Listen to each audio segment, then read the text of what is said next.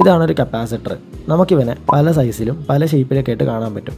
ചില കപ്പാസിറ്റേഴ്സിന് പൊളാരിറ്റി ഉണ്ട്, അതായത് പോസിറ്റീവും നെഗറ്റീവും ടെർമിനൽസ് ഉണ്ട്.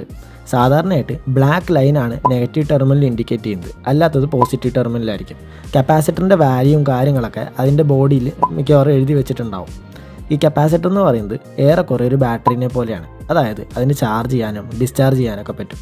അതുകൊണ്ട് തന്നെ നമ്മളിവനെ കുറേ സ്ഥലങ്ങളിൽ യൂസ് ചെയ്യാറുണ്ട്. അതിലൊരു യൂസാണ് ഡീകപ്ലിംഗ് കപ്പാസിറ്റേഴ്സ് എന്ന് പറയുന്നത്.